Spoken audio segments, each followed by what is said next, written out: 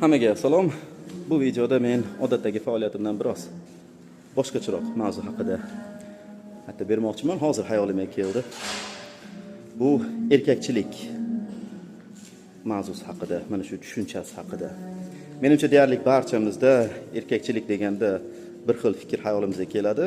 Erkak bu qandaydir jismonan rivojlangan, shu kuchli, baquvvat va hokazolarga shunday sifatlarga ega bo'lgan odam tushuniladi.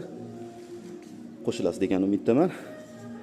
Lekin qizig'i shundaki, Xitoyda va shunga o'xshash Aziya davlatlarida, shu Koreya, Yaponiya, Singapur va hokazolarda, ayniqsa Tailandda bo'lsangiz kerak, bunaqa tushunchalar yo'q. Bu joyda erkak deganda qandaydir jismoniy sifatlar umuman qabul qilinmaydi. Misol uchun mana buni isbotlash uchun mana shunday bahaybat zaldaman, lekin zalda shu orqada bir ko'rinyapti, mana bir va yana mana 2 va men 3.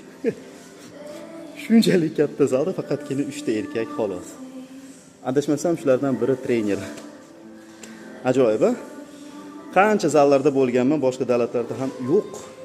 Ko'p erkaklar bo'ladi va o'sha davlatlarda mana shu erkaklarda qandaydir jismoniy sifatlar bo'lish kerak degan tushuncha bor, erkakchilik sifatida.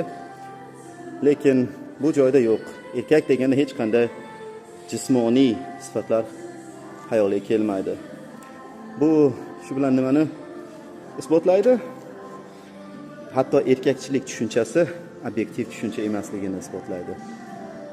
Shunaqa gaplar. Bo'ldi, butun video. Nima deb o'ylaysiz? Fikringizni izohlarda qoldiring. Hammaga xayrli kun.